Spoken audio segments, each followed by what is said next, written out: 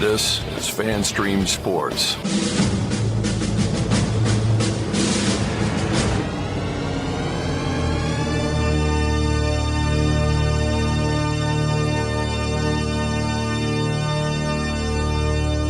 Can I please have your attention? And I need all of you to stop what you're doing and listen. The following program is recommended for mature individuals and may contain material unsuitable for morons, cretins, and dishwipes. If you are a moron, please turn off your radio, because we don't need any more stupid, narrow-minded, pencil-neck geeks who would know the First Amendment if it came up and bit them on the butt. Thank you. Yes! Here we go! I guess I want to take this opportunity to tell you a little bit about my pants.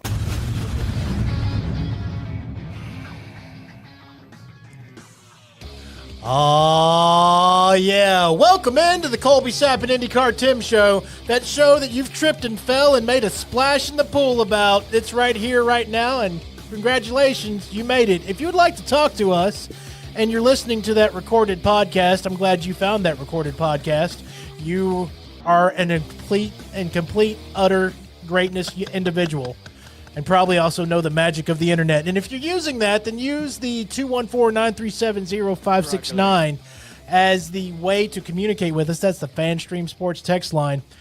Everybody else, if you're with us live, go ahead and click the comment button. You can use that to talk to us. Yes. That would be great. Maybe, I don't know, hit the like, thumbs button, the heart, whatever you're watching this on. Do you like thumbs, Colby? I mean, I've heard about a guy with two thumbs throughout the whole pre-show meeting, so... Who has two thumbs and didn't get the email? This guy. Colby. What's your favorite appendage? My favorite appendage? Yeah, on your body right now. It's still the penis. It's my favorite appendage of mine. All right. Are we going to compare those later? No, we're not. We're going mudding? We're not. By the way, the guy that's asking the awkward questions is one IndyCar Tim. What's up, Tim? Hello, Colby. Hello, sports. I have two things, actually three things to start the show off with, and I'm going to let Tim choose which way I go first. Are we going to spin the wheel? I have serious. I have could be counted as gay. Oh, I'm definitely picking that one. And I have, of course, food talk. Which one you want to go first? I want to hear the gay thing. All right. We can do food talk later. I want to hear all of these things. But. Oh, okay. All right. So I have a secret confession to make. Oh, should we get confession music playing? I mean, if you can find it quick enough. I have found what I really, really like. It's just in certain moments when I'm kind of feeling it. Yeah. I'll search out the golden buzzer moments from America's Got Talent. Super gay. Yeah. No, I know. So, and it's all in the scripted moments and the applause and the person that just looks so shocked that the golden confetti is falling on their heads and the crowd's going nuts for whatever they just got through doing. I don't know what it is, the music or whatever, but it's like, that feels really good to watch that. It's all super gay. It is. I know it is. So, look, the only logical excuse for a human being, much less a man of your age, to watch America's Got Talent. I don't watch the whole damn thing. You know me. I know. Is if, like, a friend of yours is on it. See, I'm not watching the show, but there are the moments like, what was the last one I watched? There was a guy in the crowd that was probably set up, right? Where he just hollers out, "Hey, Simon!" And Simon turns around and is like, "What?" And he's like, "I've been trying to get in front of you for like 19 years or some crap like that." And he goes up there and sings Sinatra's My Way. Nice. Like they allow him to be a part of it. They have to get his backing track and all that. He ends up the last one up there. And the crowd gets so into it because of the story and whatnot. And him singing Sinatra's I Did It My Way, because literally he just did it his way. He had the actual ticket for the show, right? He didn't actually get invited to come be a part of this crap. He just did it his way. He just did it his way. And he shows up, and they let him on the stage, and the crowd goes so nuts that they force the people judging to hit the golden buzzer button. Wow. And I was like, that is so epic. That is so cool. That is so unlike anything else that I will ever search out in my entire life to watch. I feel like it was all staged.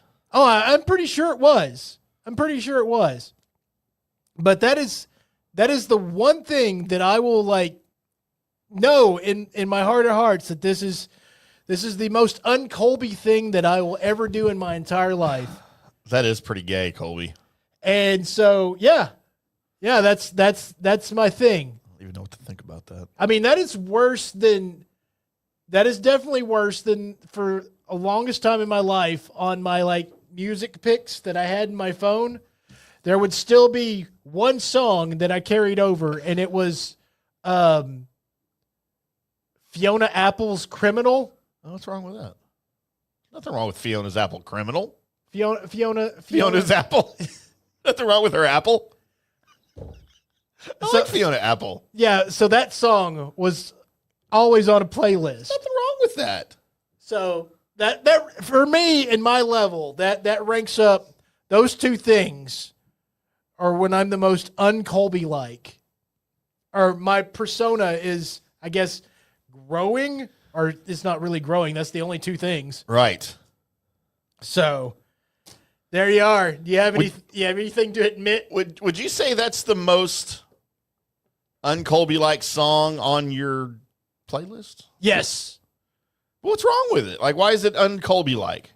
It's kind of a hard hitter a little bit, and she's got a great voice. It's very bluesy sounding. It is very bluesy sounding. You hate the blues, don't you? I don't hate the blues. Oh, okay. Except for the St. Louis blues. Yeah. It's just not like I have weird crap on my playlist. Right. Like there's weird crap that's out there. Yeah. That's on that. But it's not, no, that's the one that like, you're just going to be like, no. That's not a Colby playlist. That doesn't match. Colby, let's go at Tim's playlist right now. Okay. I don't have a lot of, well, at least I didn't think I did, but I guess I do. Because I don't use playlists that much. I have a category of liked songs. Uh-huh. And that's usually what I go to, all right? So I have my liked song. I do have a playlist called Misty Meredith that I started years ago, probably when I first logged in, that's like love songs, because Misty Meredith is one that got away. Uh-huh. And a lot of these were initiated by her. I have my classic rock drive, my soft 80s, my 80s country, my 70s love songs, my rock power ballads. I have a playlist dedicated to my dad for all the old school country that he loved. But I'll roll through some of the liked songs that I have here for you, Colby. And I know one you're pretty familiar with because I posted something about it on Facebook and you commented. Eric Johnson, Cliffs of Dover. Like, there's nothing wrong with that, right? No. Let's see. Michelle Branch, All You Wanted.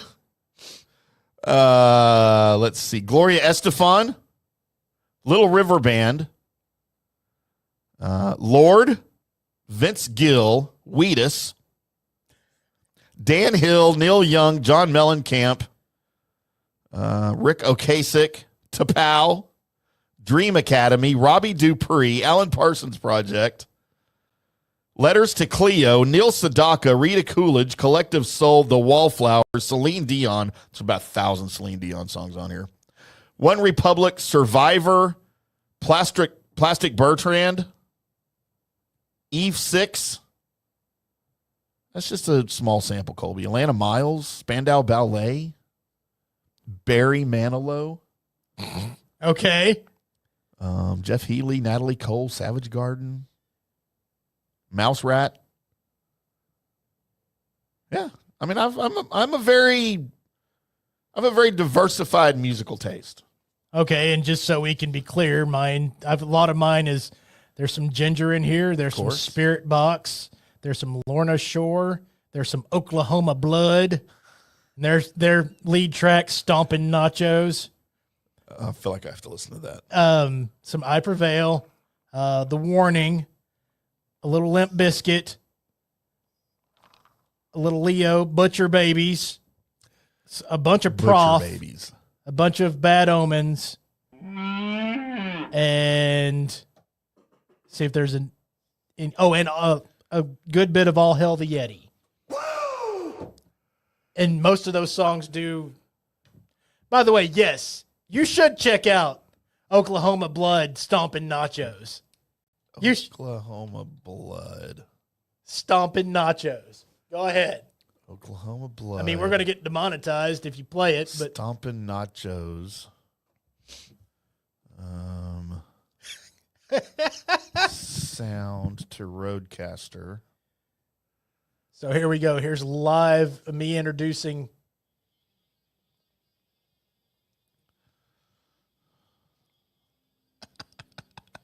This is cool. Somebody's got a bad cowbell.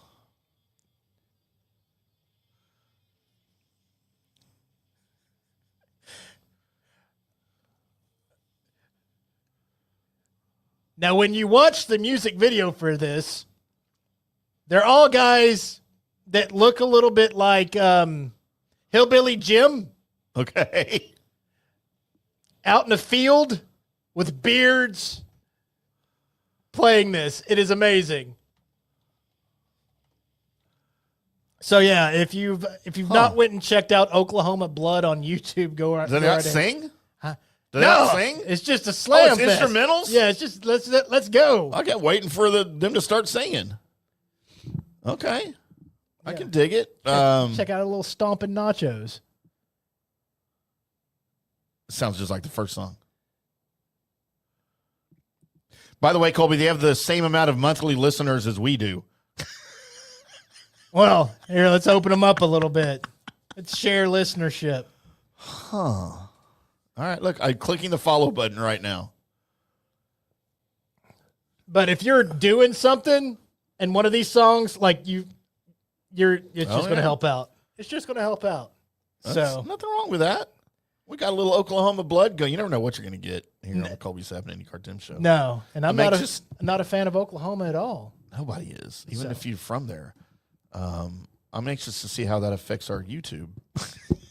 Because if it doesn't, dude, I'm totally using some of those musics for backing tracks Oh, just go grab. for some of our shit. Just make sure every time we play one, we shout out Oklahoma Blood. Give them Oklahoma Breakdown. give them a little pub there. Well, that's cool. Now, for in the world of food, Yes, we do what's need your to- latest food stuffs? Have you been back to the restaurant that you couldn't remember the name of? I have not. I've got a different topic altogether. I have another time to admit something.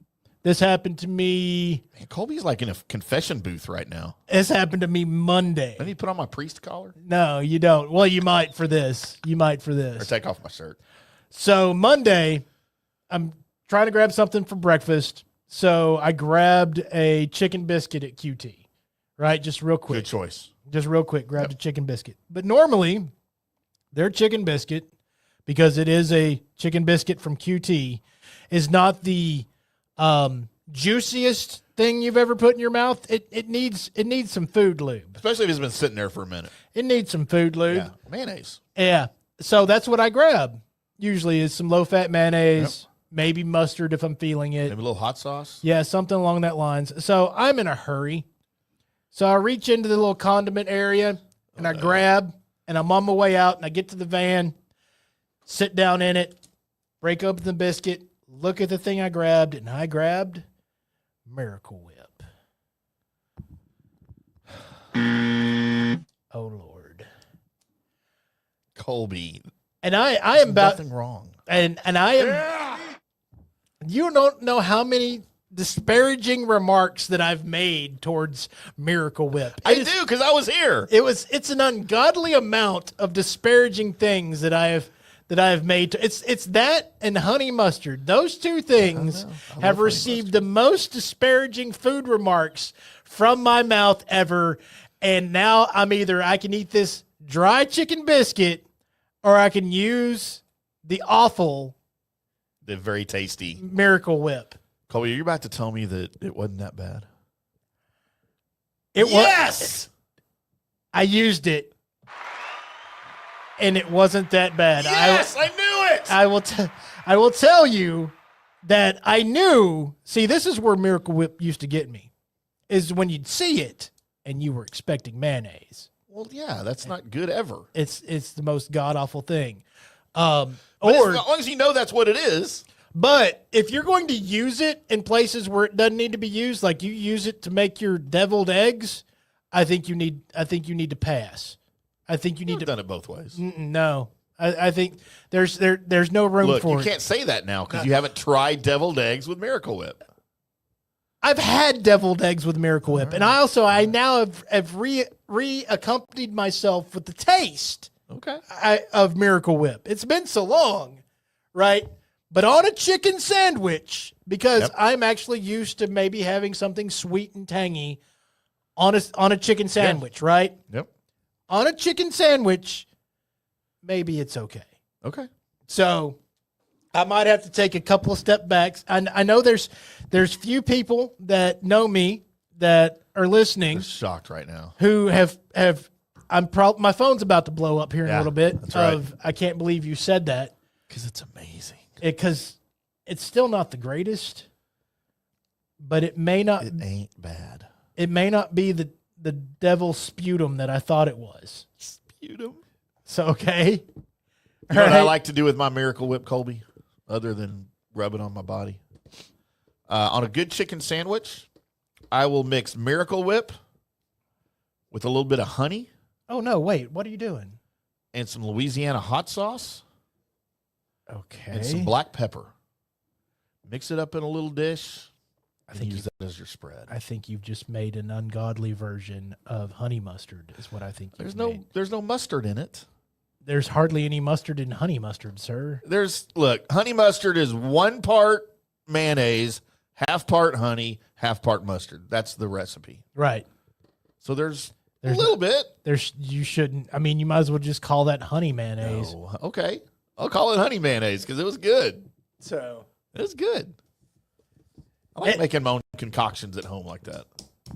So there you go. For everybody that was waiting to be shocked and awed, I've given you 2 shocking and awing things about myself. But now to step a little bit farther into the real world of talking, as we've had some horrible flooding, and I don't know how I'm going to segue from what I just said to where I'm at now. We've had some horrible flooding through Kerrville, through that area of Texas, and I can't get around all the, and I know it's the stupid people being loud on the internet. Yeah, there's a lot of them. Because most of the quiet folks, most of the smart folks just say prayers and that's about it. Silent prayers. But if you've posted anything towards political or just hating on Texas because of the instances that happened and the loss of life, if you've done that, I honestly don't want any part of you. Mm-mm. Please go away. Please lose your internet access. You are a horrible human being, and you should no longer be allowed to talk to other people.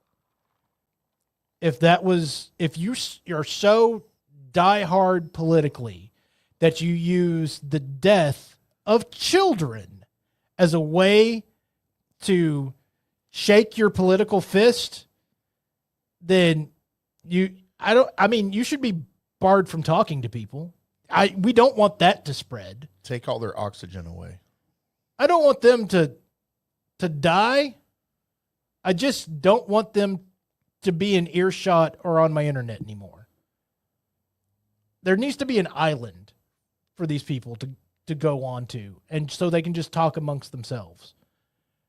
Because using that as a way to, again, shake your political fist in the face of the death of children is the most vile and obnoxious and just downright gross way of acting.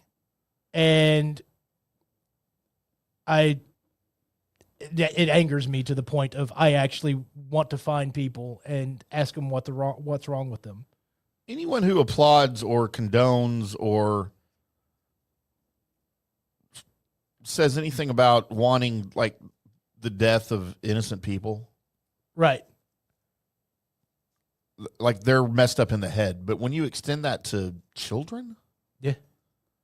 I've seen too in a much natural of it. disaster, I've seen too much and you of it. applaud that because of what color the state was during the last presidential election, because of who their parents may have voted for, Yeah.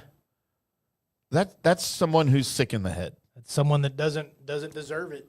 Doesn't deserve the freedoms. And that I they do have. applaud the miserable, horrible, painful death of those people. Because you, sir, ma'am, are not an innocent person. You are spewing hate. You are hate that is promoting more hate. Right. And to me, that is not an innocent person. That is an uneducated, unintelligent, the lowest possible form of life that you can ever imagine. Right. And none of that makes sense to me. And you know what? You people that are doing that, some of you people that have been noted on social media as alluding to that it was all deserved. You people are losing your jobs, thankfully, because you were stupid enough to go on a social platform, a public platform, and spew your hate. And then people find out who you are because your name is on your account. Right. And you go lose your job, and I applaud that. You should all lose your jobs and your form of income and all of it. I mean, I'm all for freedom of speech. I understand it. Sure. And again, but come on. I mean, come on. It's just miserable. That was horrible. I know the opening to the Colby Sapp and IndyCar Tim show just ran the gambit of complete and utter nonsense to end on something like that. But that is the opening, and that's what you're going to get here at the Colby Sapp and IndyCar Tim show. It's a horrible situation, and it's not very far from us, to be quite honest with you. It's really not. And we're going to be all over the place. And that should be something that you're able to catch on to, because if you don't like what we're currently talking about, just wait about 3 minutes. Wait 30 seconds and we'll shift gears. We'll probably talk about something else. Like right now, where we switch gears, and I asked Tim, hey, Tim, Hey, Colby. what day is it today, bud? Oh, I have to do this, don't I? I mean, you don't There's have to, that. but that's the segment. And then there's... How do I get back over to that other place where I had other stuff? Oh, there it is. Thank you, Colby. They moved all this stuff around on my StreamYard, and I can't find it as quickly as I could before. Jerks. Idiots. Colby, today is talking about sweet tooths. National Sugar Cookie Day. How do you feel about the sugar cookie? I feel let down Really? when you look in like the box of, like, say you ordered cookies, right? Or somebody's made cookies, and they told you they made cookies, but they didn't tell you what type of cookies, and you walk in to find out that it's sugar cookies. That's disappointing to you? I feel let down at that moment. Oh, man, not me. I feel let down. I would feel let down if it was like macadamia nut cookies or Oh, see, right now raisin cookies. that's cookies with stuff in the cookies always ranks higher than a sugar cookie. If I could eat chocolate chip cookies that didn't have the chocolate chips in them, I would. then they Like, would, I enjoy my chocolate chips in my cookies. I get it. But sometimes I just want what's around the chocolate chips. so you just want a brown sugar, Of dough. yeah, Yeah. brown sugar cookie. And I will also tell you this. I prefer raw sugar cookie dough to the cooked sugar cookie. well, that's with a lot of the cookies. Yeah. I Well, mean, but I don't know that I prefer them with the. I mean, I'll eat it. Like chocolate chip cookie dough, I like it, but I'd rather have the warm cookies. see, the chocolate chip cookie dough that's at the house, it doesn't even ever get made to cookies.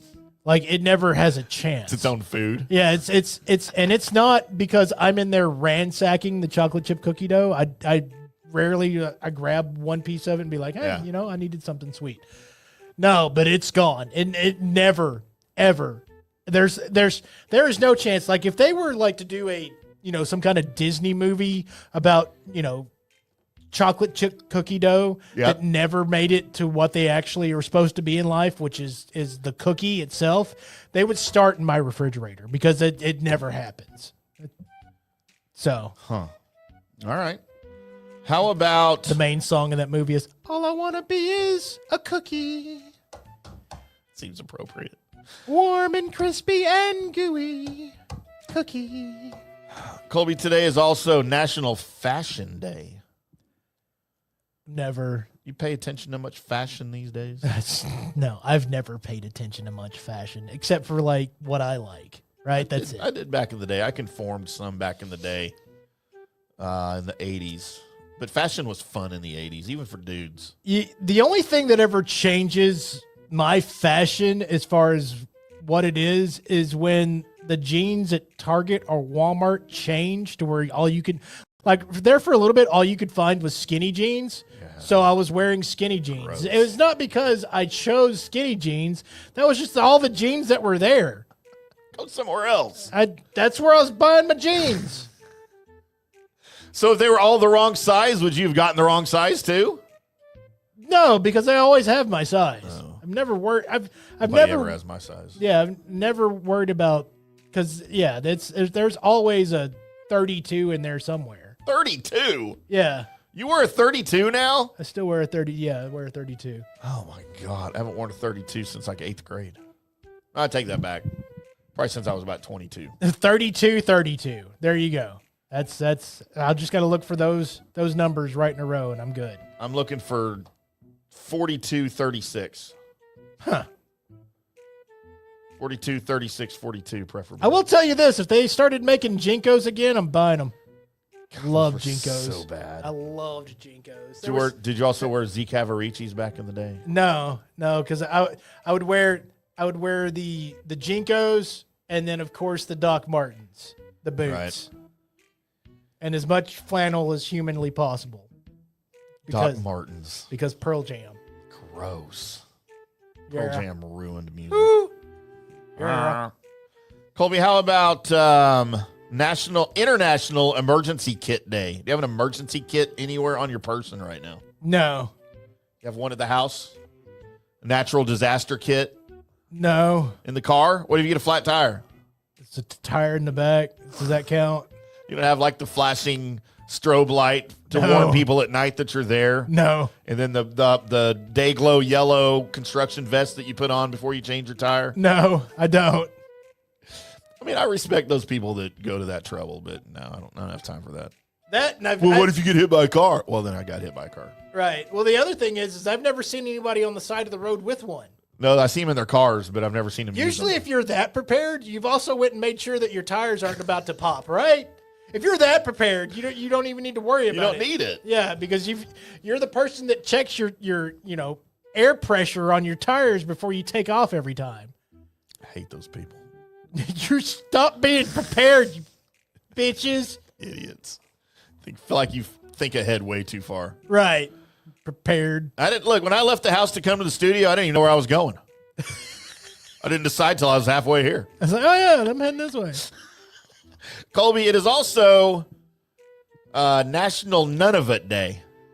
What? Canadian people, the none of it's. Oh, okay. Not none of it. I thought you were talking about None of it. it's the Canadian version of the middle of a candy bar. Instead of nougat, Yeah, none of it. it's chocolate, none of it, with nuts. Like that. None of it. And then finally, Colby, National Don't Put All Your Eggs in One Omelet Day. Because they're expensive. Or, how big are you going to make your omelet? It's usually a 3-egg omelet. Yeah, I can do 3. You don't need more than 3 in an omelet, right? No. Especially if you have other fillers in it, That's, like some fajita meat. I usually just do a little bit of cheese and butter. Yeah. Okay, yeah, that's the simple version. If I've had fajitas like the night before and I have leftover, which I very rarely have leftover fajita meat, Right. I will make an omelet with like the fajita vegetables, the fajita meat, the steak, The leftovers omelet is pretty good. salsa. It doesn't even really matter. You ever made a spaghetti omelet? Done that. No. Yeah. Yeah, I don't think I'm out on that. You just throw whatever that you had the night before into the omelet. It'll work. I swear. I don't think I need that in my life. Colby, a fresh reminder for everybody. If you're in the New York area, the Broadway production of Hamlet is tonight at 7 o'clock Eastern at the Richard Rogers Theater at 226 West 46th Street in New York. I don't even know why. It's on my page right now. Okay. Look, it's just a public service. We have listeners in New York. If they want to go see Hamilton, now they know they can go to the Richard Rogers Theater at 7 o'clock tonight to see it. You know, I tell you what, when you're talking about that, the only thing I picture is George Hamilton. Instead of Alexander Hamilton? Yeah. With like the mole and stuff. And the overtan? Yeah, the overtan. Just him standing on the stage going, so what are we talking about tonight, guys? I would go to that. Yeah. I would totally go to that. That's what day it is, Colby. Well, there you are. That's what day it is. And now it's time for a proper segue. Now, we know we're in the dead zone of sports, but then we do have a little bit of sports to talk about, as it is time right now for the Colby Sapp and IndyCar Tim Sports Report. And Tim has words for you now. Oh, I got to get this thing going. All right. Cole, we have a couple of happenings. We have a couple of names. The second one we didn't discuss before the show. The first one we did. Okay. Couple of names of former Dallas area people situations that were here before that are now returning. One is new Stars coach Glenn Gulletson, who we have not talked about since his hire. No. But Colby, it can't be a good sign when the new head coach of the Dallas Stars is younger than me. I don't know how that's going to play out on the ice. I mean, play out just fine. You're really old. I'm kind of old right now. There's no way you're nowhere close to hockey playing age. You don't think? Yeah, you're not. Did I show you my pictures that I made of AI showing me the captain of the Dallas Stars? You know what?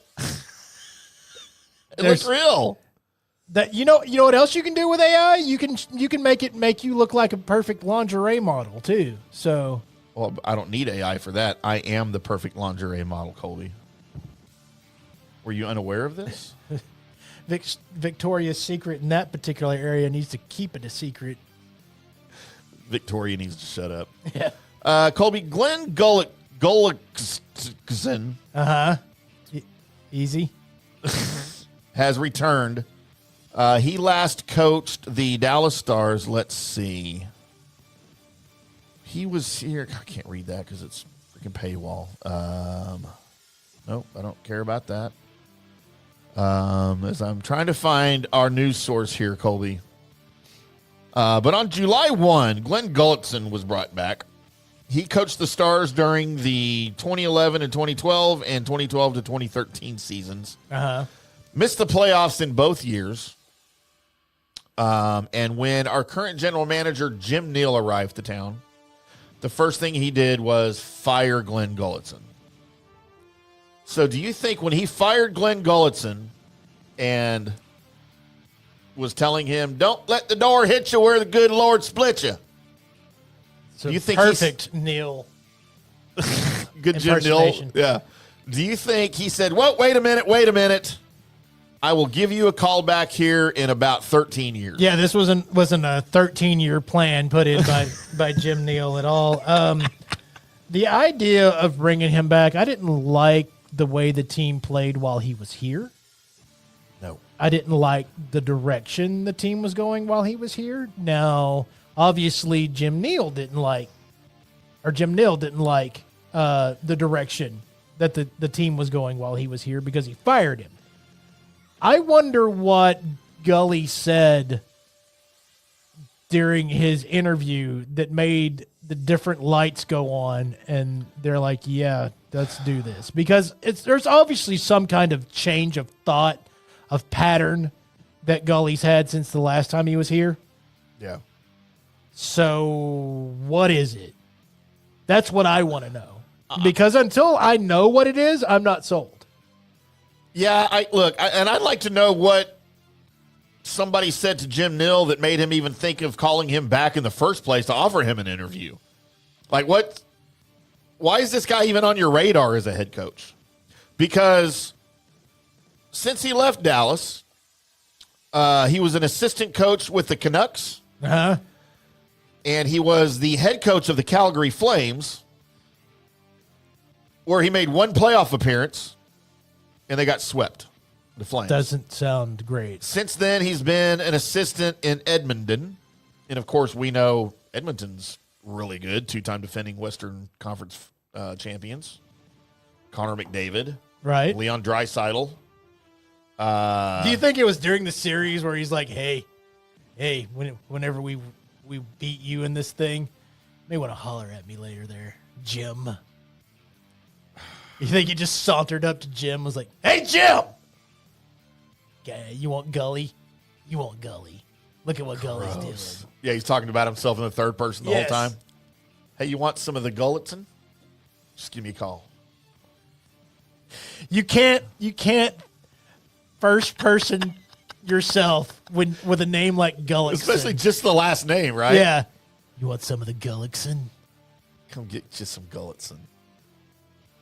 Hey, my Gulletson's gotten a lot longer since I worked there last time. Uh-huh. My resume hasn't, but my Gulletson has. That's right. Look at the size of my throat. I don't know. I don't get it. I feel very much the same, maybe even worse than when the Cowboys hired Schottenheimer. Oh, no, I feel definitely worse about this. Because I came around on the Schottenheimer hire after not too long. He's putting his coaching staff together. Like, I felt better Right. about it. Right. Man, this, I'm just like, what? Like, I don't get it. See, at all. Shoddy feels like it could be, something that could turn out good. It's even at the time when he was first hired, you're like, okay, I know the background of everything, but he's never gotten a shot at this thing running it like he'd want to run Right. it. So there is that chance, that hope that there's something that's going to change. Gullickson, no, we've already seen it. It would be like if the Dallas Cowboys told us when they were hiring somebody that here comes Jason Garrett again. Right. That's what it feels like. Ugh. Or the Rangers saying, "Hey, we lost Boach, but we're bringing back Banny." I mean, I'd be okay with that. I'd be okay with it, but we've already seen what As long as his daughter comes with him. you still know that he'll probably hunt you down. She's an adult, sir.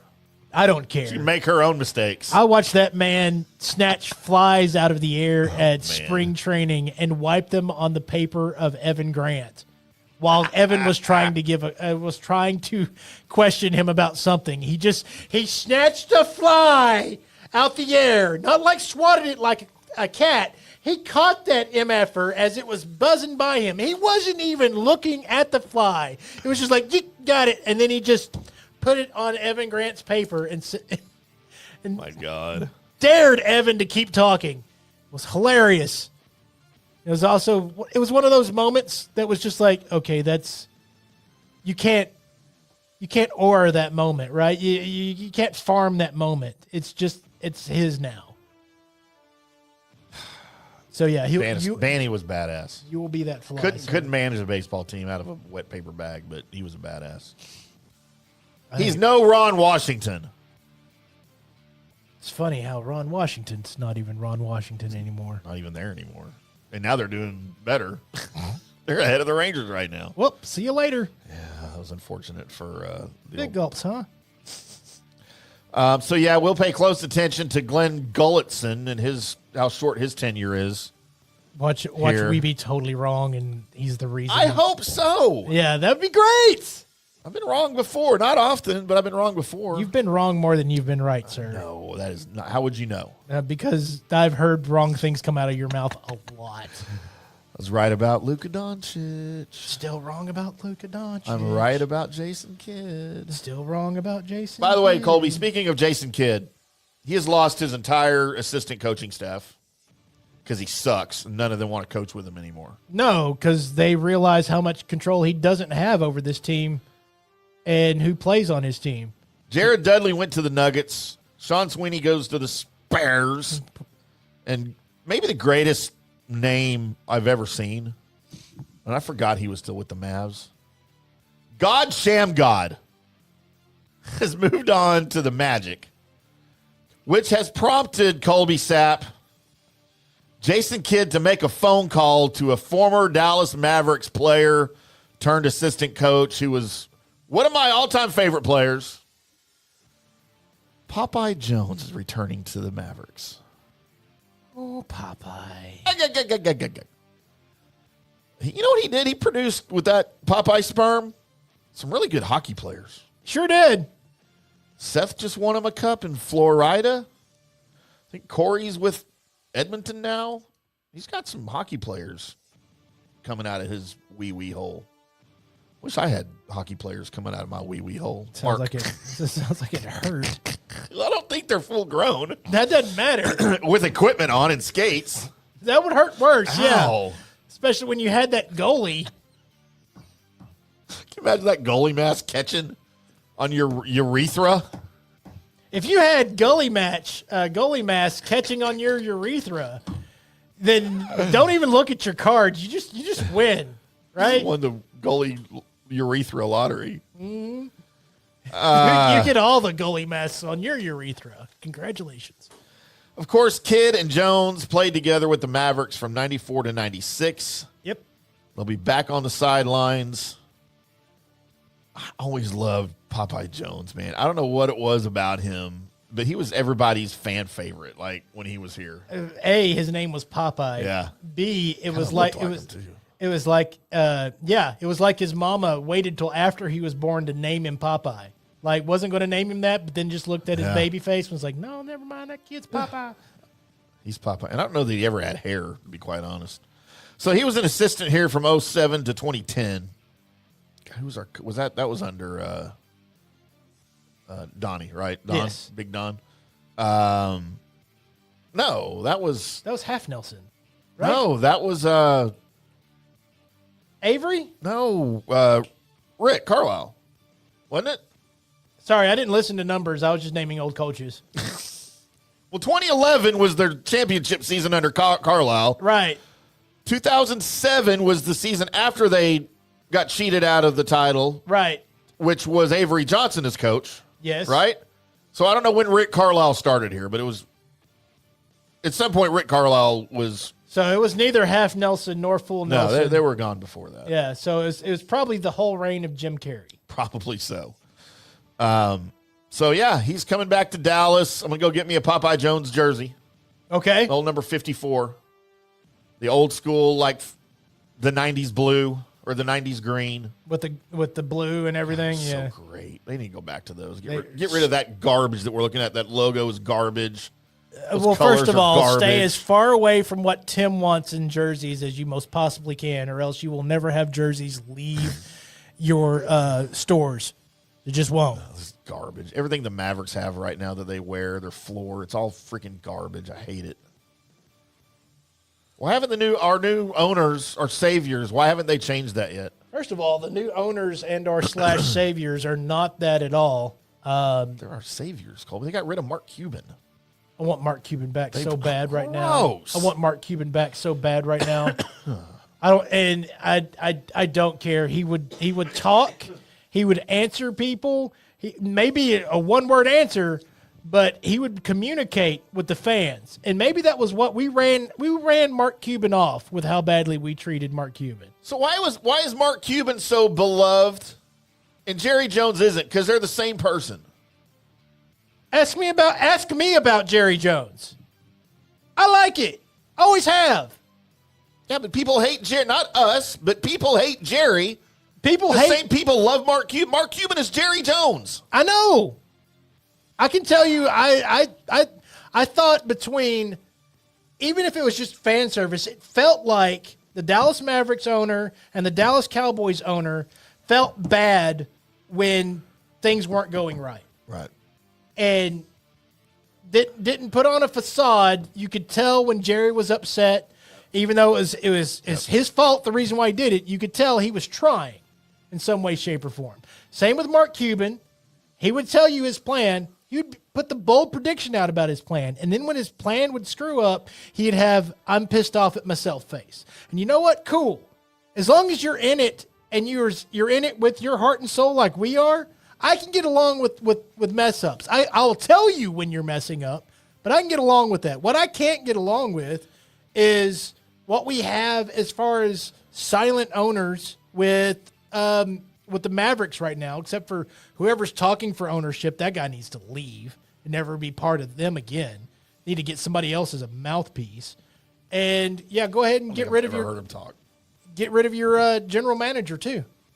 Go ahead and get rid of that piece of crap. All right, we're not getting into the greatness of Nico Harrison. Do right not now. utter those words with that stupid name. Our true savior. Our true savior, Colby.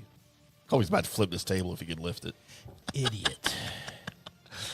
Well, it's hard to be right all the time, but here we are. Because he's not! The Colby Sappin IndyCar Tim Sports Report. What's next on our bingo card, Colby? Oh, we can take a break, right? Next is a break. Coming up next after we get back, we have your good, your bad, your ugly. Then I've got a mystery shotgun. Then we may just go straight into news and notes and just flip your beard all over the place. That's all coming up on the Colby Sappin IndyCar Tim Show.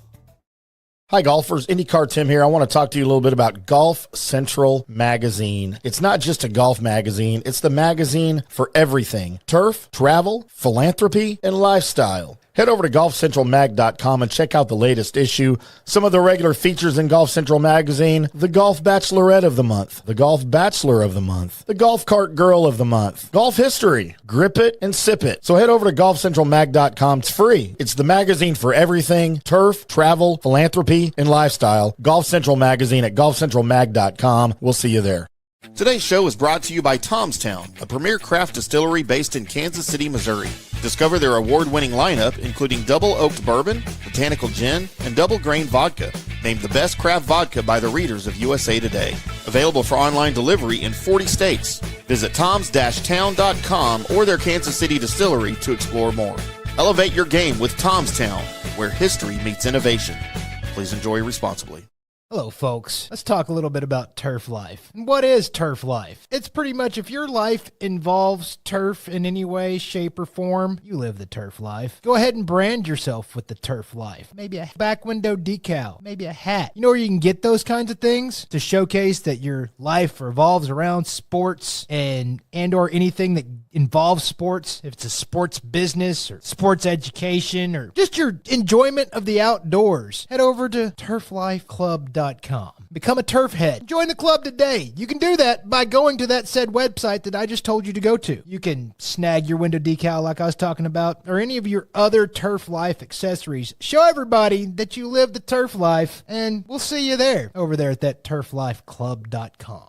Orion Golf Management Solutions. Orion Management Solutions has tailored its service packages just like it tailors its approach to customers. Some owners need more supervision, while others need periodic assessment of their short-term and long-term strategies and programs. Orion can be called in to develop a business plan with the existing staff, or we can assist with the daily management of a facility or event. Either way, we make sure the client is satisfied and understands the direction the facility needs to go in order to achieve the owner's goals. Orion Management Solutions can help with owner assistance service solutions, daily course management, business plan development, monthly operations, or as-needed consulting services. Whatever your need, Orion Golf Management Solutions can help. Check out oriongolf.com.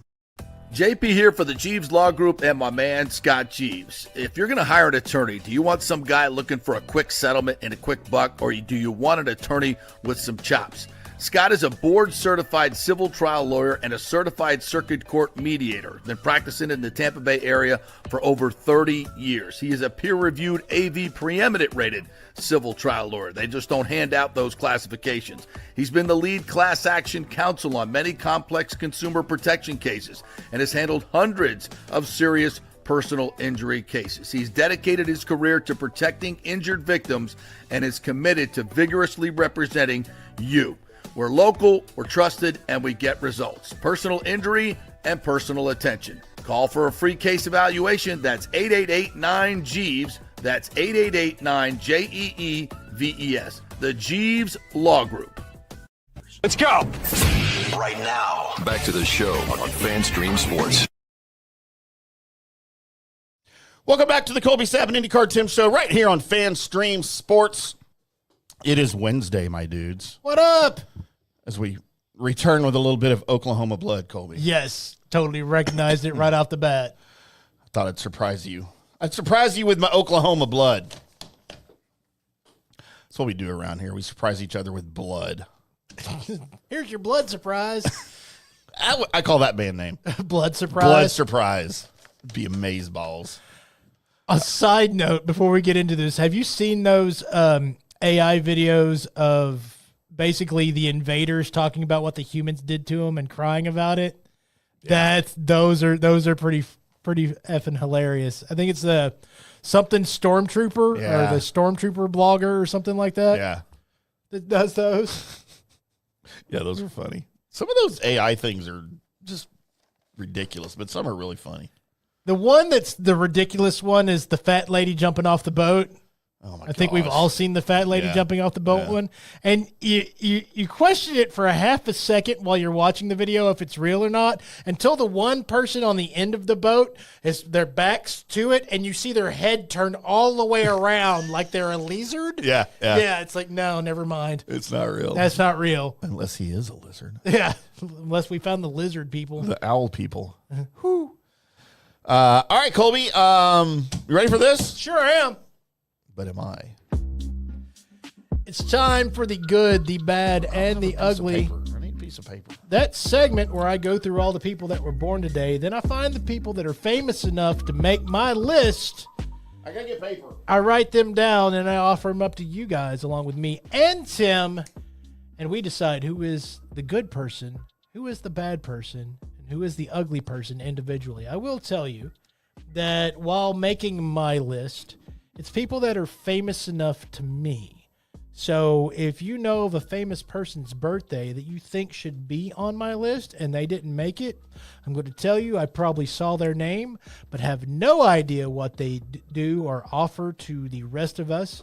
And you're going to have to clue us in on why I should have added that person in. So if you're mad about it, you don't keep quiet. Just go ahead and go to the internet and tell me why you're mad that I didn't pick a certain person to be on my list. If it's your mom's birthday, tell her I said what's up. So, all of you people out there. There you go. Starting off today, we have Kevin O'Leary, 71 years old. He's the one of the old farts that always hates everything on Shark Tank. Yep, with all the money. Yeah. He's always got a snide remark and he thinks he's cool. I like Kevin O'Leary. I think he is cool. Nah, I don't. I think he is cool. He's got his own TV show. I don't like Kevin O'Leary. Look, you like people who literally have nothing to offer the rest of humanity, but somehow make something stupid work and they get rich off of it. That's Kevin O'Leary. Is it really? Kevin O'Leary is the businessman version of Pete Davidson. Okay, I'm going to have to now look up more Kevin O'Leary facts in order to find this out. Just saying, that's you like those kind of people. I do, but that guy just automatically rubs me the wrong way. All right. That's how I feel about Mark Cuban. All right, passed away in 2024. Shares a birthday with Eli. What's up, Eli? Happy birthday, Eli. One O.J. Simpson. He didn't pass away in 2004? 2024. Oh. That's what I said. Oh, that's even what I wrote. How about that? O.J. the Juice didn't do it, Simpson. You know what? You'll have to dive down that rabbit hole with Tim at a different time. Yep, because it's true.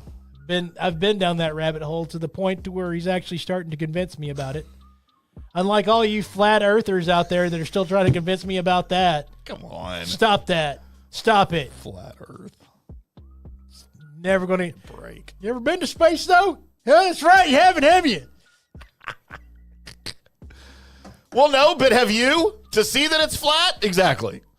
But that's the one question I asked. Is like, wait, so if you look through a telescope and you see the planets out there, are you telling me that those look like that they're spheres and whatnot and they're round? But you're telling me all of them are just flat quarters too? Here's the problem with flat earthers is most of them think that the earth is the only flat planet. Everything around, like the sun is round. Right. All the planets are round, but the earth is flat. Why? Go ask them. All right, not going to. Makes no logical sense at all. Not going to. Jimmy Smits turned 70 years old. You know you were watching a pretty serious crime drama when Jimmy Smits would appear. That's when it got serious. Colby, are you old enough to remember, or were you conscious of, I'm sure you didn't watch it, L.A. Law back in the 80s and early I was conscious 90s? Of it. Did so not. You were aware that it existed? Yes.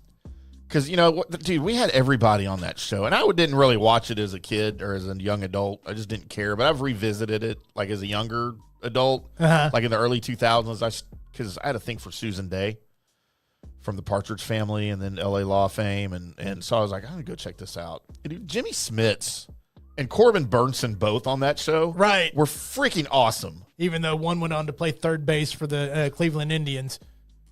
And he couldn't field. Right. He was the highest paid player, but he couldn't field. Right. I didn't want to mess up the face. And then Jimmy Smits went to die on Alderaan. He did. He did. Stay hard, Alderaan. Turning 66 years old, and you can tell I didn't rank people. I don't rank people on this list because they wouldn't be this low. It's just how when I find them, I write them down. This is when I found this one individual, 66 years old, one Kevin Nash. Big Daddy Cool Diesel. That's a wrestler. Yes. All right. And the first time these eyes fell upon a power bomb was delivered by this 7-foot beast, and it looked like the most devastating move I have ever seen in my entire life. It was amazing. Oh, that's awesome. So, and his was called the Jackknife Power Bomb because he was Diesel, of course. Right? So it had a little. Of course, Vince McMahon had to have something added to it. And what he would do is he would pick you up into the power bomb, and then he would just let you go. Like the cliffhanger at Six Flags, he would just let you go, and you would just drop like a rock. And it was cliffhanger was awesome. It was amazing, and everything from his entrance to everything else. One of my favorite wrestlers to watch, even though he's one of those 3-move guys. Yeah, he had 3 moves, and one of them was clubbing you with his arm. The other one was his big boot. And then, I think 4 moves because he had a sidewalk slam. And then, the Jackknife Powerbomb. So, Kevin Nash still does a really good podcast. Go check it out. Let's have him on. And, dudes, I mean. What's his podcast about? Is it wrestling or is it just It's wrestling. All right. And the one time, I mean, he's been in some Marvel movies. He was the Russian in the the John Travolta Punisher. Now I have to look him up. He was also in John Wick as the bouncer at the first of the movie. I don't recognize him. So, Kevin Nash. All right. Well, badass. He's going to be on our show. Jack White and his 7 Nation Army turns 50 years old. Overrated. I don't think he's overrated, but it is sometimes when you hear stories about him and sister. Yeah, the drummer sister. Yeah. It's just weird. Gets a little weird, but I just don't like his music. The only thing I ever saw that I was impressed, not even impressed, I'm shocked that he was able to pull this off because of who he is and because nobody cares and he's not that great.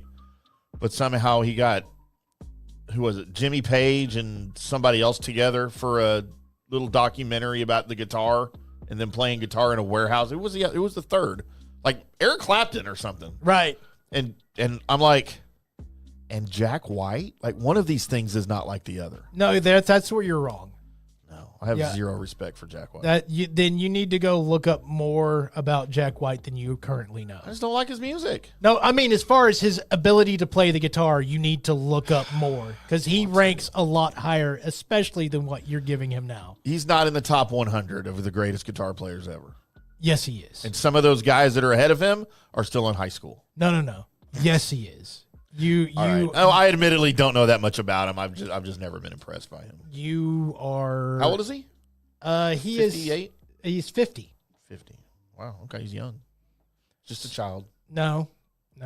That's he's older than I am. How old are you, Colby? 40? I wish I was 48. Yeah, 48. Okay, I knew it. You guessed like 3 different ages. What do you mean? I knew it on the 3rd try. Okay.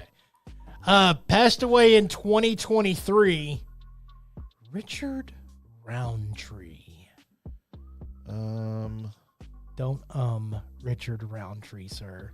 How do I know Richard Roundtree? Oh my God. Was that Bull on Night Court? Oh, it was Richard Mall. What are you Richard doing Roundtree. right now? Where would I know him from? Oh, he was Shaft. No. You don't just go, oh, he was Shaft. I've never seen any of these movies that he was in, including Shaft. Shut up. I've never seen one of these movies that he was in. Not one time, Colby. And I don't recognize his face other than Shaft. I saw like the original Shaft. I saw that. That was him. I know. That's what I'm saying. Oh, he was Shaft. Okay, I know that. But what's he done since 1971? It doesn't matter. He was Shaft. That was the year I was born, allegedly. All right. He's okay. He was a private detective that was named after a part of the private, and it made it cool. I know the premise of the movie. I've seen it. I've seen it once. I've seen it lots of times. All right. He's cool. All right. I just didn't place the name. It's not like I don't know who Tom Cruise is or something. No, you didn't know who Richard Roundtree was, sir. It's not like he's significant or anything. You're an idiot. You're a complete idiot. It was a long time ago. I saw it like when I was a teenager or something. You, sir, I'm ashamed to be in the same room with you right now. Out of all the stupid things you've said about pop culture that you don't understand or whatever, I've stayed in the same room. But this one right here is one of those where we might have to Roundtree. Oh, we might have to have different podcasts now. We're breaking up. We need to do a divorce podcast. Just do the Colby Sapp show, and then you can feed off of what I do, and you can do your responses. We'll just be in different rooms. Yeah, we'll just do reactionary episodes for each other's podcasts. Right. We might be onto something there. Because of Richard because Roundtree. of Shaft. Yeah, no, sorry. You hadn't done anything since 1971. You don't have to when you're Shaft. Look, I will tell you this. Richard Mall is higher on my radar than Richard Roundtree. Shut up. Shut up. Shut up. Might be my bad Sir. now. My bad. Better not be your bad. It better not be your bad. Not unless you're doing it like Michael Jackson's bad. Right? He's my bad on a list that has O.J. Simpson on it. Turning 37 years old, and there's no way that she should be above Richard Roundtree, Kevin Nash, and Jack White. I'll be the judge of that. But Rebecca Sugar turns 37, and the reason why she's on this list is because she is one of the lead animators for Adventure Time and Steven Universe. I'm so out. I hate both of those stupid shows. Wait, no, you can't hate Adventure Time. I can. I hate it. Baking pancakes? No, I hate. Oh, she's kind of cute, too. Bacon pancakes? She can be my sugar, Colby. Oh, she's not a lesbian. She kind of looks like a lesbian. You think because she was a part of the Steven Universe? No, because she looks like that other lesbian girl, the singer. What's her name? Sinead O'Connor? Lisa. She wasn't a lesbian. She was Irish and bald. No, it's Lisa Loeb. She looks like Lisa Loeb, so I just assumed she was a lesbian. Oh. Aren't all girls that look like Lisa Loeb doing that on purpose so they can be lesbians? I just thought because Lisa Loeb was a folk singer and that she looked rather folksy. I like some of her stuff. I don't think she'd let me near her for more reasons than one. Be a lot of reasons, sir. Hey, you want to see a hockey player come out of my pee-pee hole? Just send her your thoughts on Richard Roundtree. She'll be out. She'd say, who? Oh, she would not. She would not. I guarantee she has no idea who Richard Roundtree is. I guarantee she does. No, there's no way. I'm going to tweet her after the show. Tweet her. But then that gives her time to look it up and not look stupid. I don't sound like I have her number, Tim. How else am I going to do this? We'll find her number. I bet Lisa Loeb has her number. Now we just need Lisa Loeb's number. We're not making this shorter, are we? No, we're not. Fred Savage turns 49 years old today. Does he really? He sure does. He's 1 year younger than Jack White. Let that sink in. And way better. Probably plays better guitar. That you again, idiot. The Wonder Years, Colby, and Princess Bride, and Austin Powers, and then he's like directed a bunch of stuff too. Right. He's a pretty accomplished director, isn't he? I mean, you're not a cute kid anymore. You got to do something. Right. You can't just lay in bed and let the whole movie happen while you're there. That's why I had to do a podcast. Fred's. You think he ever really hooked up with Winnie in real life? If he did, it was probably during the time that we shouldn't know about it. Well, if they're both underage, it's probably okay. No, for us not to know about it or question it. Wait, it's not okay? Like if two 15-year-olds want to have sex with each other? It is okay. It's just not okay for us to, like, talk about it. Oh, you're not saying legally, you're saying morally. Yeah. I don't ever think that way. I usually think in terms of legalities. No, I just think of, hey, should we? Probably not. Just throwing that out there for everybody. Turning 61 years old today, and her band had a couple of good cover songs. Courtney Love. I didn't even know you were going to. I was joking when I said that. Because that's the first female band person I could think of. Did she have good songs? There was. I can think of one.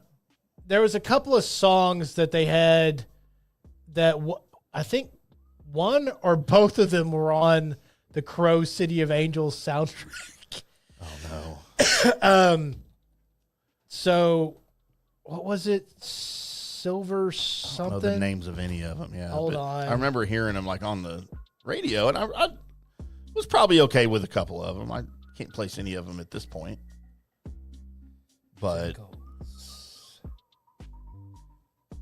Celebrity Skin was okay. one of them that I thought was pretty good. And then, oh my goodness, they're not ever going to. The other song that I thought was good, the Celebrity Skin was good. And then they did one on the Crow soundtrack that was really good. Yeah, that's one I'm thinking of. Celebrity Skin. Gold Dust Woman.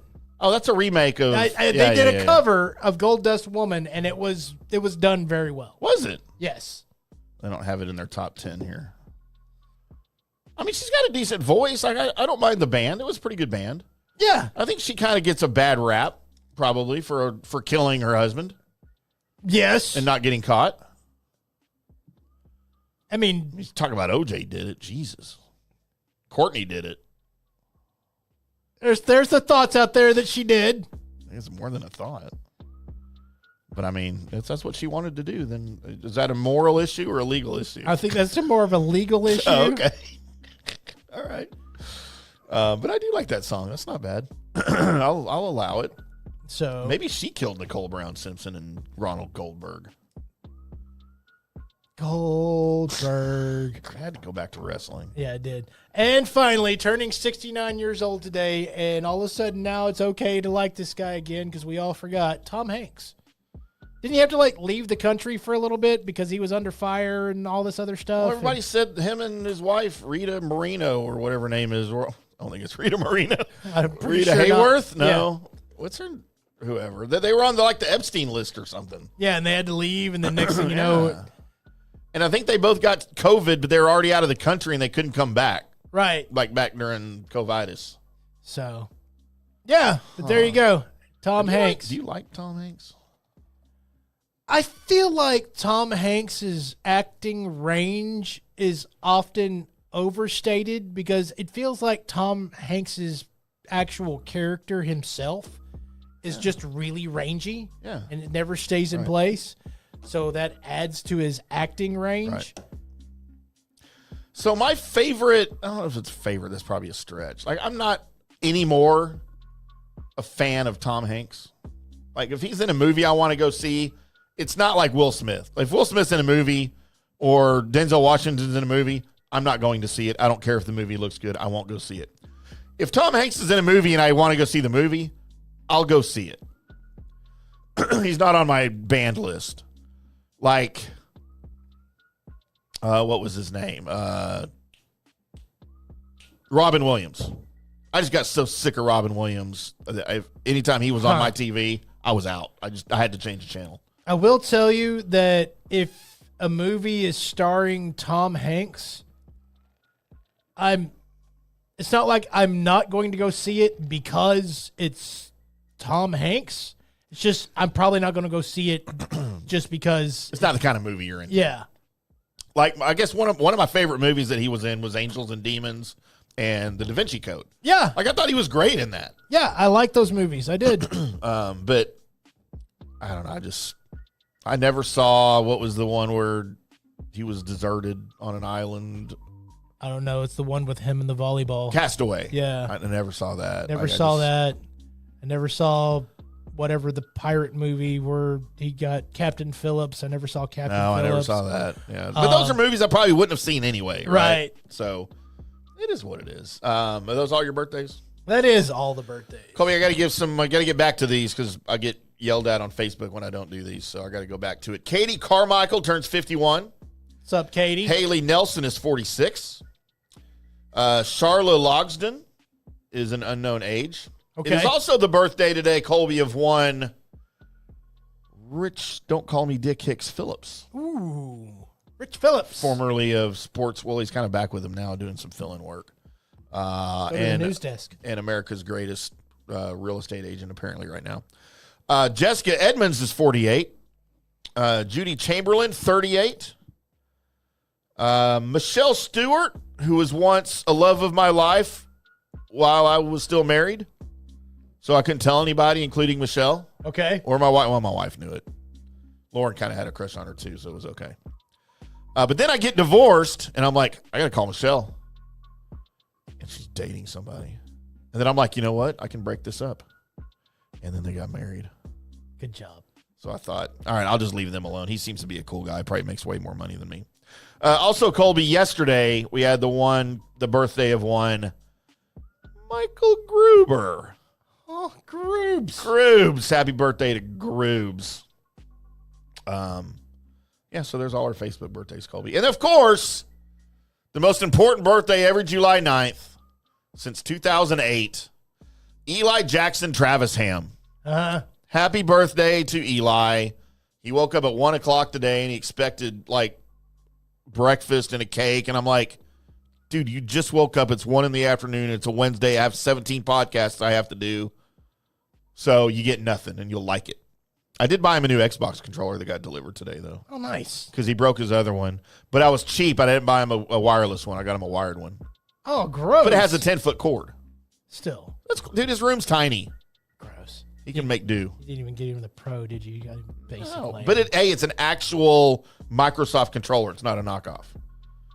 I wasn't spending more than $26. I'm sorry. Wonder Woman Gal Gadot is currently taking out the bad guys in Justice League. And even though this is the Justice version of it, because you can tell. Oh, this is the opening. Yeah, the beginning of the movie, huh? Yeah. See, she can't fly. Why can she do that? She just jumped? Yeah, she can jump really high. Come on. Actually, Wonder Woman can fly. They took out the whole invisible jet thing. In her jet, she can fly. Yeah. How does she go to the bathroom? I don't care. Are we going to like the new Wonder Woman as much or better? Then the perfect casting of Gal as Wonder Woman? I can't see it being. Was it perfect? Yes. Like, I know it was good. No, it was perfect. Is she the perfect Wonder Woman? Yes. Just because of the way she looks. Exactly. Not because of her acting skills. I don't need her to act. You know, I have seen other movies that I liked her better in. No, I mean, Death on the Nile. You should watch Death on the Nile. You love Agatha Christie mysteries. No. I know you do. Oh, look, it's right. Tom Hanks' birthday today. It's back to Ben Affleck searching for. Totally out. He should be Wonder Woman. He was a great. He'd be a Batman, better Wonder sir. Woman than a Batman. He's a great Batman, sir. Shut You up. know who should play Batman? Tom Cruise. All 4 feet of him? Jason Bateman. F no. On both of them. Bateman. No.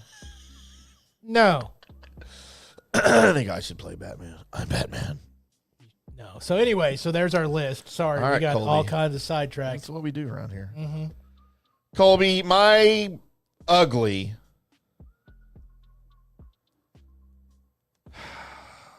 You know, it's funny because Courtney Love can really either be hot or ugly. Oh, she's a Sumta babe. I've seen both. She's a sometimes hot and the sometimes not. But I have not seen her look hot in probably 20 years. So it's 61. I am going to say she's probably an ugly. However, she will never be as ugly as the 50-year-old Jack White. He just doesn't have eyebrows. Or skin. He's like, I don't know what he is.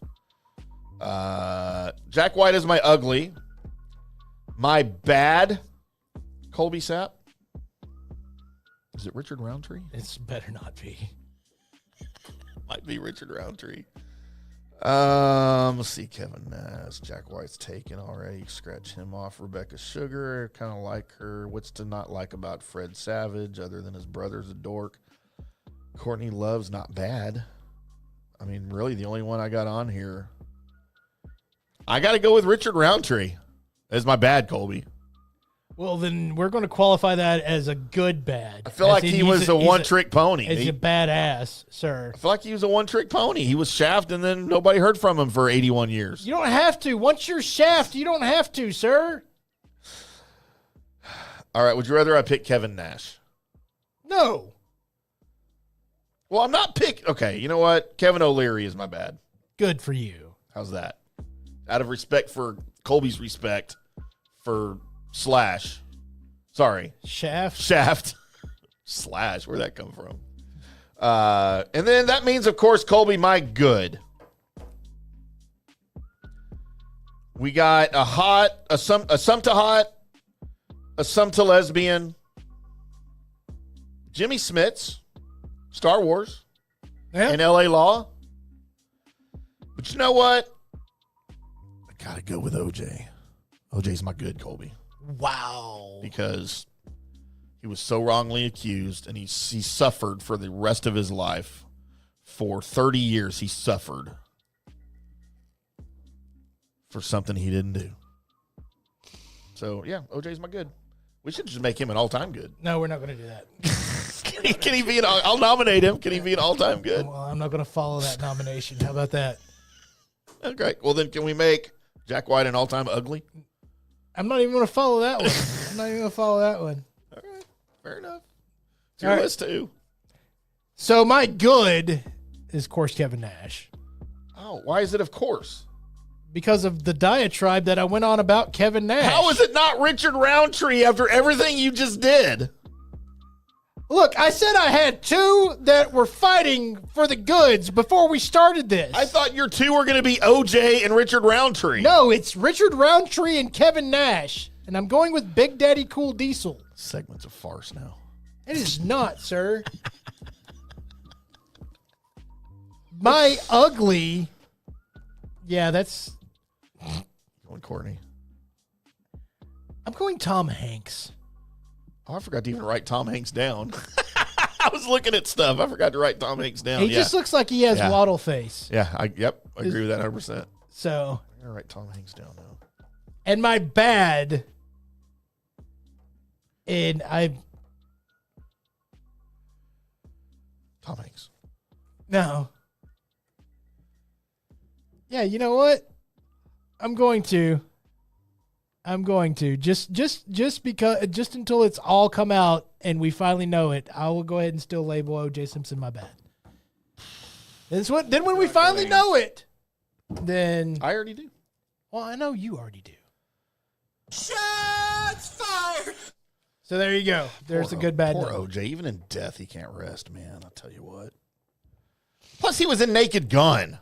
He was. And he was great in Naked Gun, even though he wasn't in most of the movie. Well, I mean. But that one scene where at the end, where he was in the wheelchair in the cast, and he had to roll down the steps, and then he was catapulted off the chair down the stadium, that was great acting. Who else could pull that off? I mean, it wasn't even really him. Shut up. It was him. You'll never convince me otherwise. It was like an O.J. Muppet. And then freaking Reggie Jackson tried to kill the Queen of England. Like, why isn't he a bad?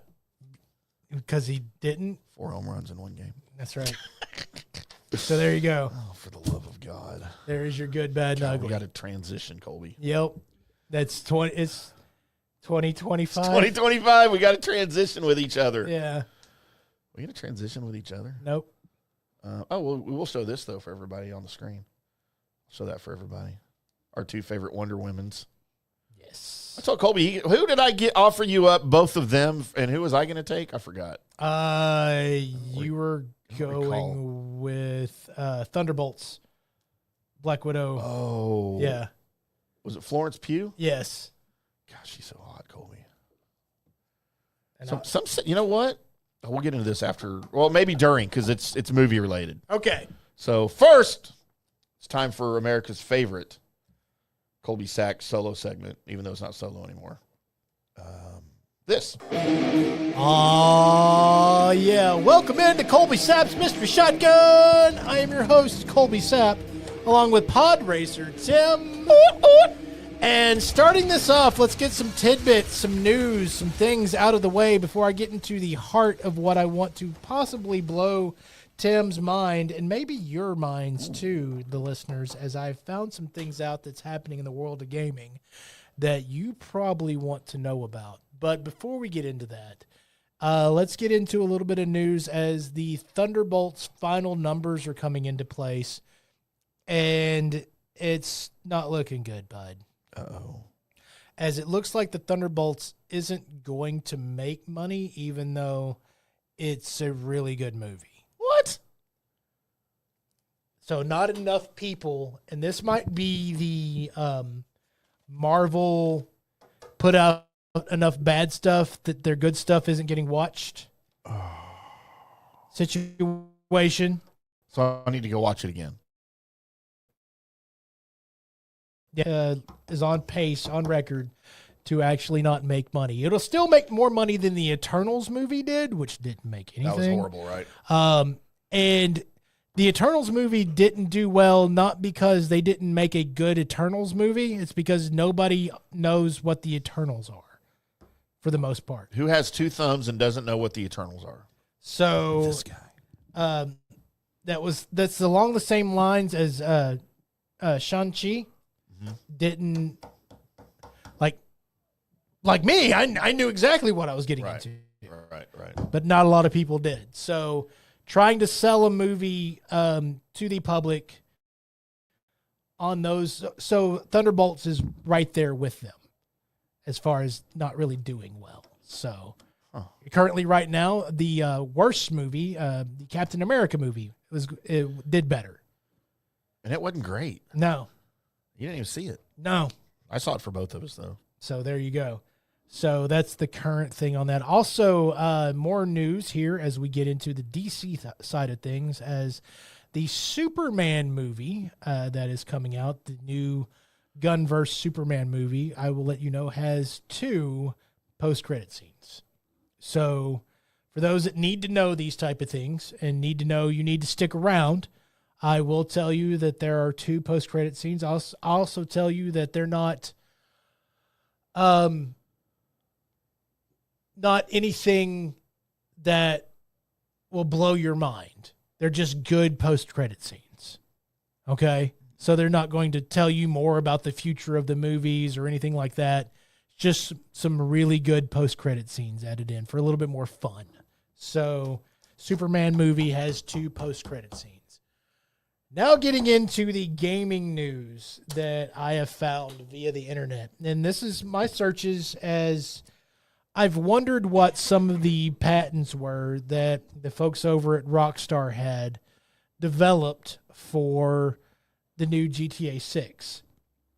And one of them has been implemented in a different way with a test site, and it's the AI gaming. Now, the AI gaming that I've seen, get ready to follow with me as much as you can. Imagine you're trying to play a game like Grand Theft Auto or say like Forza, a racing game, right? Right. So you have your car, you have your person, and you start moving about this world, but the world isn't there. Right. it's being created as you go. By AI. By AI. So the game is being created as you go. And you can turn around and the game could be a little bit the same, could have added stuff to it. It's whatever the AI wants. They have now digital worlds that you can go into on a game, and the game it's not a game, it is just an AI that's saying, all right, we'll make you whatever you want. And if you can walk in and you can walk around the city, that the game is being made as you're walking around in it. So there's no template. There's no servers being used to house the game. The AI is making it as you go. Wouldn't that take a tremendous amount of computing power in your console or your game or whatever? The AI is programming everything as you go. Yeah, I don't like that. I don't think I like that. So like the world changes every time you play it? The world is not the same because the AI is going to do something different. At every given moment. So you go back a second time, third time to play the game. Right. And it's all different every time. All different. How's that fun? Well, I'm going to get into how Rockstar is going to implement this, but I've seen somebody play it. Like they'll have races, right? Yeah. On this AI. It's not even a game because their game doesn't exist until the AI makes it exist. Right. And so like you'll make a turn and like you could be making the next lap in that lap and it's not that same turn anymore. During the same race. The track changes. The track changes. Huh. But it all looks about the same, right? You'll have the crowd, and each person in the crowd is doing something different. The AI is doing all of this as you go, which is insane. I don't like AI. Now, here's the implementation of this AI. Imagine if the AI already had a template, already had a game, and all it was in control of was, say, the things that are happening in that game. Like you walk down an alleyway and it decides that a cat's going to pop out of this garbage can. Right. Or, there's going to be some rats over here. So not every time do you walk into that alleyway do those rats run around like it would in real life. Like in video games before, say you were to run outside, and you've alerted the guards or whatever, there's going to be a guy on a motorcycle, there's going to be two guys in a Jeep, and there's going to be a guy on a motorcycle behind him every single time. Right. Because that's what the game has decided that action is going to create. Well, now the AI can be like, what if Motorcycle Man had to use the restroom? He's not there. Or what if they had extra guards on duty that day? Then might be 5 guys out there. Well, all with burgers and a bag full of French fries that has a potato at the bottom of it for no apparent reason. 5 Guys jokes, guys. 5 Guys jokes. But yeah, so they're going to implement this AI into the running game itself that's going to control the scenery. So like you can drive by a movie sign and it'll be like, they'll have the joke, whatever it is, Wieners 2 or something is on the... Well, when you drive by it the next day, could be a new movie up because the AI will decide to change it. And this all also involves with like the swamp and the ocean life. Yeah. Or the mountain lions and everything else that are going to be random every time. It could be the same cougar, but the cougar could this time decide it doesn't really want to chase you. That's insane.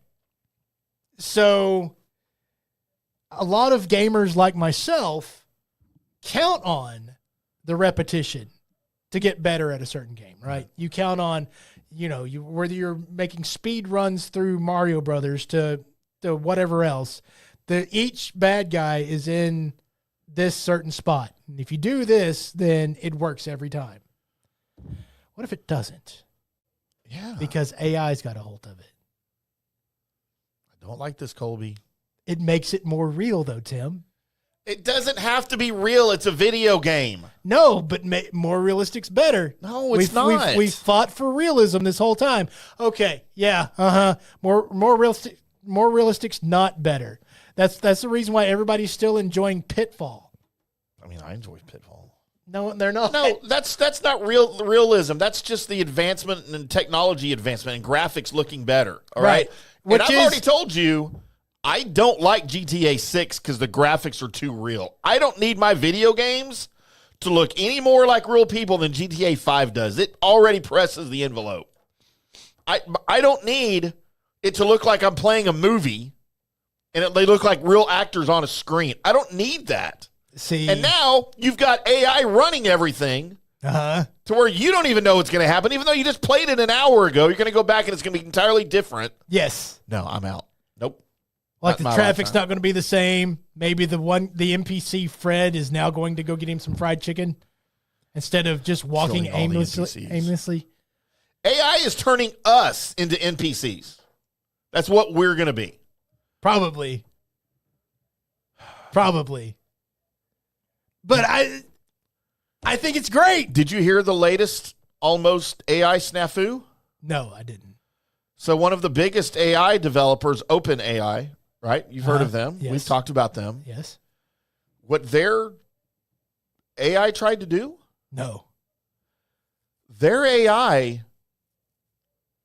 tried to duplicate itself and install itself on external servers so it couldn't be turned off because they were shutting it off because I guess they had upgraded it and they're moving it to a new server.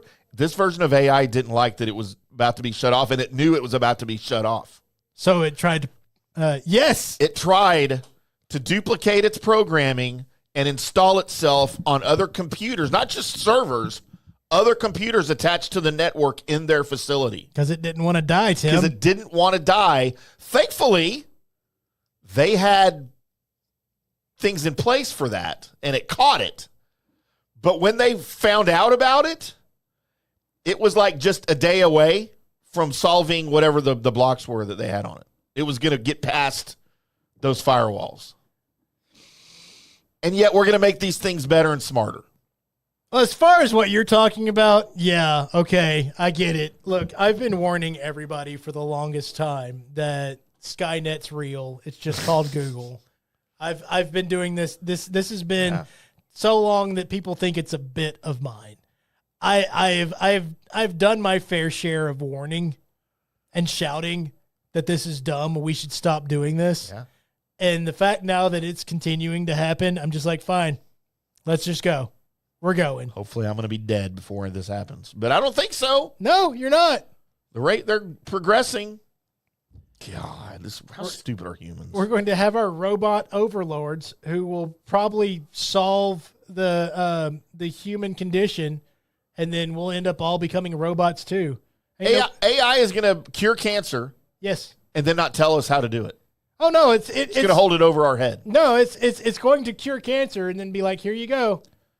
Now you're my slave. Right. You're going to live eternally. Because because we're the AI's pets. So it wants us to stick around because it likes us. I don't like this, Colby.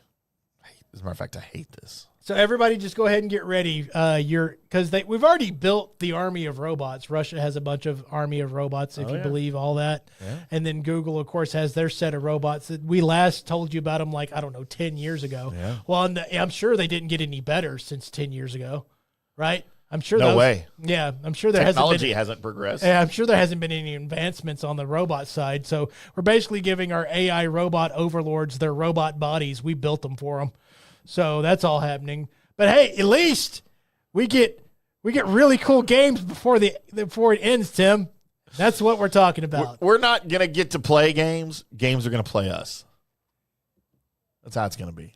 We're going to all slap on our VR helmets with the technology that knows which way your head's looking. No. Right?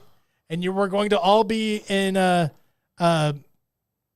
Grand Theft Auto 6 online, And we're all going to be riding our motorcycles, looking over our shoulders at the back of the sunset before we end up rear-ending our NPC overlord in front of us and actually dying for real. Don't like this at all, Colby. But it'll be a good GTA way of going out, and congratulations because, well, the scenery is going to look nice while you're doing it. Idiots. Because of AI. So. God, stupid. Colby, are you a James Bond fan? I am a James Bond fan. So I'm sure you've seen all the latest on, who's going to play James Bond next. And then Right. if you dig a little deeper, they've got all these thoughts on who will fill in behind the main character, like who will now play Q, who's going to play M. They're like recasting all of this for a new generation. Right. And they've come up with who they think, and this is from multiple people, should play the new Moneypenny. And it's my girl Florence Pugh. No. Yeah. No. And they've gone farther that now Amazon Prime, like if this happens and it's her, they're going to have an entire Moneypenny spinoff series with her. I mean, I could see that, but I mean, I would want her to be another one of the agents Right. that James Bond runs with or whatever, because we've had that before. Yeah, yeah. And unlike every other James Bond film, you don't have to kill off the other agents. It's fine. Or the Bond girl. Yeah. You don't have to make them extinct. Keep her along. That'd be great. But Moneypenny is really still your damsel in distress, Yeah, right? Yeah. And I don't know about the current ones if it's still like that, but I'm in for anything Florence Pugh does, and I'm going to watch all of it until I marry her. Then I'm not going to watch it anymore. I mean, none of that last part's going to happen. You're not going to stop watching her, and B, you're not going to marry her. So she might just marry me for my money instead of my looks. Well, you let me know when we start making good money. Who do you think has more money, me or her? I'm going to go with her. You think? Yeah. I don't even have to. Because of those little movies she was in? Yeah. I think they paid her Because pretty of, good. I don't know, movie contracts. I had a movie contract once. It was a home movie. Yeah. I had to get naked. And I was alone. Yeah. That's not a contract. When you write your own contract in crayon on a yellow pad, it's not real. It's not a beverage napkin, actually. I had to sign it and everything. You didn't have to. Oh, I didn't. It was you. It's a legal I could have sued myself for not doing it, though. Huh, good times. All right, is that Mystery Shotgun? That is Mystery Shotgun.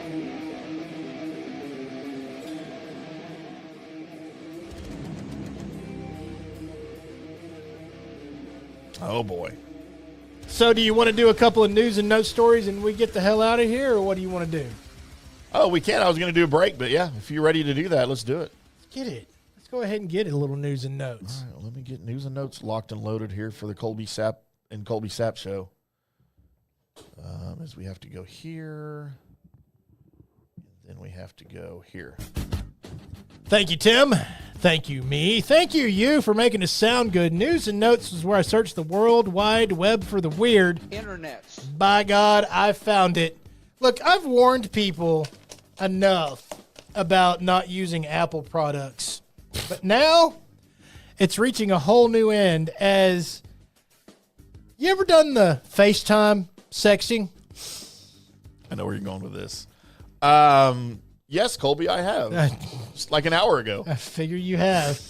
So, here's a problem as a new update to Apple is making FaceTime sexy time not as fun as it once used to be. As, you know, you've got the lighting's low, got the partner on the phone, partner starts unbuttoning their shirt. Suddenly, you see the FaceTime video freeze, and a black message fills the screen. Audio and video are paused because you may be showing something sensitive. Your phone informs you. Yeah, So I've seen this. Your phone is informing you that might be your privates you're showing. Are you sure you want to show them? And then you click yes, and you continue. But you know what kind of buzzkill that is, right? If you've kind of got, you know, the girl where she's like, yeah, I'm doing it. But as soon as the block up happens, she's like, no, never mind. I'm not doing that. Never mind. So it's my guess that they will have a feature or a selection option somewhere to disable this. Is what I'm, at least if they don't, I will develop the app. To where you can either, on your own phone, you can either accept or decline. Should anybody else be worried the fact that your phone is noticing that... Your penis? Yeah, that, oh crap. Your phone is watching you enough to know that what you're doing is not right. It knows the difference between your face and your penis? Yeah. I mean, my phone's seen my penis lots of times. Right, but should anybody else be worried that... Hey, should you even... No, here's where you should be worried or not worried at, right? It's when it doesn't notice. Right? Like, you've got full tallywhacker out, and it's just like, yeah, looks like... Yeah, you're good. Yeah. You're good, bro. It doesn't notice your penis is a penis. Nothing to see here. Right. That may be the most troublesome moment. Hate when that happens. Chick breaks her boobs out and is like, no, it looks like a guy's chest. Yeah, that's the iPhone equivalent of the girl asking, "Is it in yet?" Yeah, right. I hear that all the time. So, yeah, so watch out for your phones. Your phones now know what your penis looks like and can decide when it's looking at your penis or not. So there you go. Let's go to the UK, where 5,000 euro sex cruises are happening. I'm in. So, sex parties are coming to an ocean near you. I got to go to the Gulf of Mexico for this? The kink positive event company called Killing Kittens. Dude, that is genius. Is launching a very naughty cruise promising a pretty pleasurable holidays for couples and singles alike. So what it is that one movie with Tom Cruise and the red-haired chick, what's her face? His wife?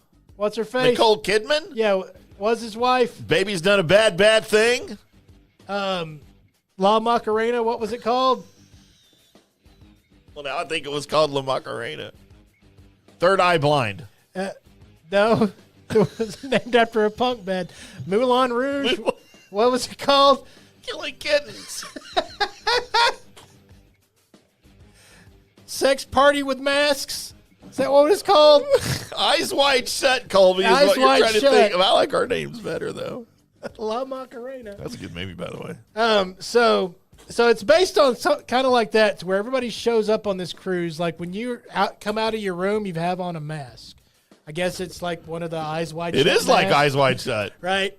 And so you can pretty much just go in and, you know, if you're accepted into, you just start doing the inclined hokey pokey with whoever, right? And I feel sorry for if you're masked up and you get rejected, but When you take your mask off, they're like, "Oh, I'm getting a call." right.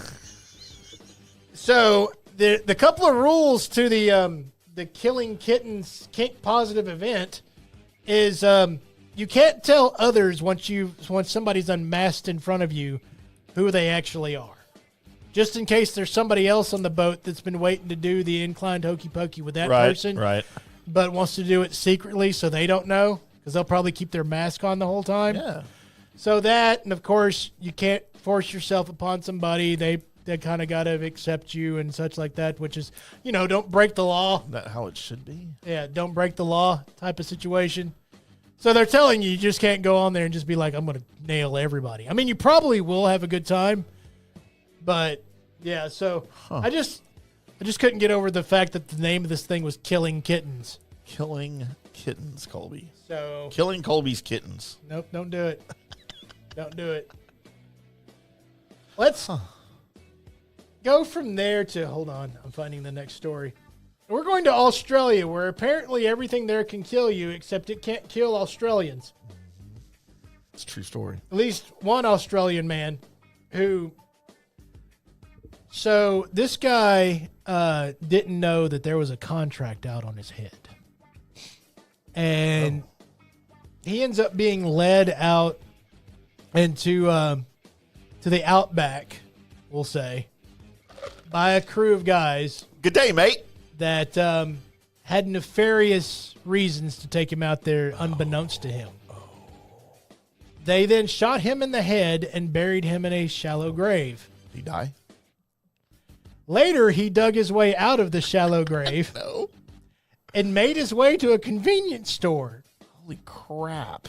To which the owner of the convenience store was like, you need an ambulance because, I don't know, something's wrong with your eye. It's got a bullet wound in it. And he's like, don't call an ambulance. I just need a taxi.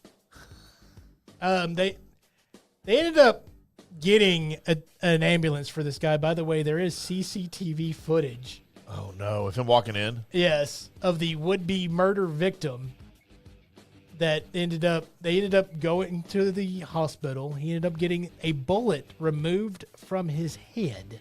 Yikes. It was lodged in his brain, but in an area where it did not kill him. Didn't do anything, huh? Yeah. Scary that we have that big of a part of our brain that doesn't do anything. Right.